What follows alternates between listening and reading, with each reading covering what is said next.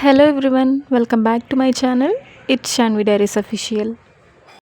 ఈరోజు రెసిపీ వచ్చేసి పెసర పునుగుల కర్రీ అండి. సో లేట్ చేయకుండా ప్రాసెస్లోకి అయితే వెళ్ళిపోదాం. ముందుగా ఒక 3 అవర్స్ నానబెట్టిన పెసరపప్పుని మిక్సీ జార్లోకి తీసుకోండి. ఇలా మిక్సీ జార్లోకి తీసుకున్న తర్వాత ఈ పెసరపప్పులోకి కొంచెం జీలకర్ర, కొంచెం పసుపు, అలాగే చిన్న పచ్చిమిర్చి యాడ్ చేసుకోండి. అలాగే దీని తర్వాత మీ రుచికి సరిపడా సాల్ట్ని కూడా యాడ్ చేసుకోండి. అలాగే దీనిలోకి చిన్నవి 2 అల్లం ముక్కలు కూడా తీసుకోండి. టేస్ట్ అయితే చాలా బాగా వస్తుందండి. సో కర్రీ ప్రిపేర్ చేసుకోవడానికి అయితే ముందుగా ఒక ప్యాన్ తీసుకోండి.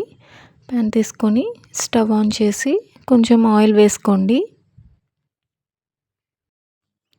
ఆయిల్ హీట్ అయిన తర్వాత సన్నగా కట్ చేసుకున్న ఆనియన్స్ తీసుకుని వేయించుకోండి.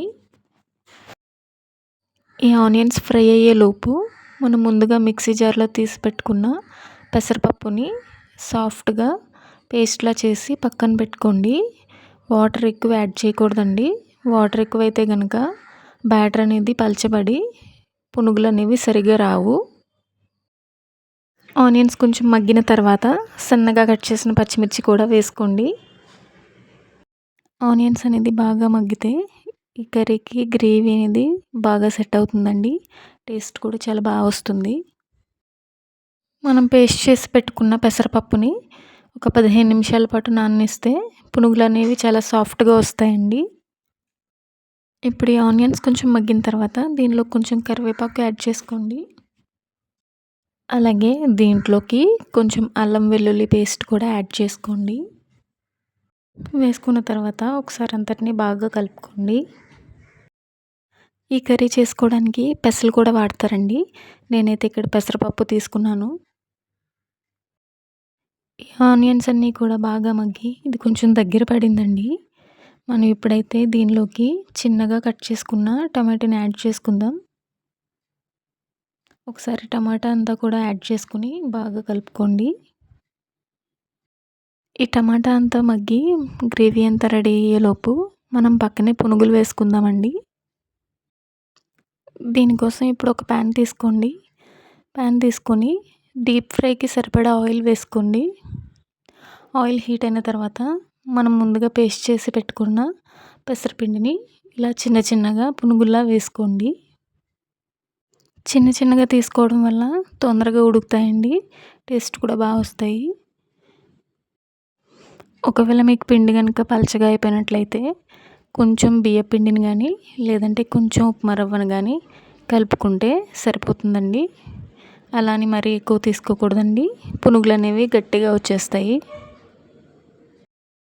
ఇలా ప్యాన్లో చిన్న చిన్నగా వేసుకుంటూ బాగా ఫ్రై చేసుకోవాలండి. దీన్ని మరీ ఎక్కువ డీప్గా కూడా ఫ్రై చేయకూడదండి. జస్ట్ కొంచెం గోల్డెన్ బ్రౌన్ కలర్ వచ్చే వరకు ఫ్రై చేసి తీసేసి పక్కన పెట్టుకోండి. ఇవి సాఫ్ట్గా కనుక లేకపోతే మన కర్రీలో గ్రేవీని అబ్జర్వ్ చేసుకోవండి. గట్టిగా ఉంటాయి, టేస్ట్ కూడా బాగా రాదు. సో అందుకే కొంచెం పల్చగా వేసుకుంటేనే మంచిది. ఇలా గోల్డెన్ బ్రౌన్ కలర్ వచ్చేంత వరకు ఫ్రై చేసుకుని ఒక బౌల్లో తీసుకుని పక్కన పెట్టుకోండి. ఇవి చల్లారిన తర్వాత అప్పుడు కర్రీలోకి వేసుకోవాలండి. ముందే వేయకూడదు. ఇలా ఒకదాని తర్వాత ఒక్కసారి మీరు పునుగులు అనేవి వేసుకోండి. క్వాంటిటీ మీ ఇష్టమండి. ఈ కర్రీ రైస్లోకి అలాగే చపాతీలోకి కూడా చాలా టేస్టీగా ఉంటుందండి. మనం ఇంట్లో ఇలా సింపుల్గా ఈజీగా రెడీ చేసుకుంటే హోటల్ స్టైల్ టేస్ట్ అయితే వస్తుంది. ఇలా పునుగులన్నీ కూడా ఒకదాని తర్వాత ఒకటి వేసుకొని ఫ్రై చేసుకుని అయితే పక్కన పెట్టుకోండి. మనం తర్వాత రెడీ చేసుకుంటున్న కర్రీ ఉంది కదండి, దానిలోకి కారం వేసుకోండి. అలాగే మీ టేస్ట్కి తగినంత సాల్ట్ కూడా యాడ్ చేసుకోండి.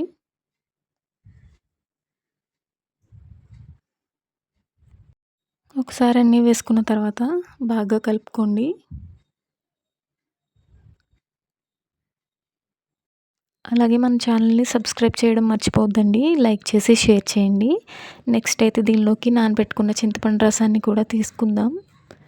అది 10 నిమిషాలు మరిగిన తర్వాత దానిలోకి మనం ఫ్రై చేసి పెట్టుకున్న పునుగులు యాడ్ చేసుకోండి. ఇలా గ్రేవీలోకి పునుగులన్నీ యాడ్ చేసుకొని ఒకసారి బాగా కలుపుకొని మూత పెట్టుకోండి.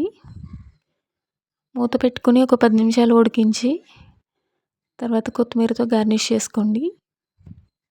అంతేనండి. నేనైతే కర్రీలోకి చపాతీ అయితే చేశానండి. రైస్లో కూడా ఇది చాలా బాగుంటుంది. వీడియో నచ్చితే లైక్ చేయండి.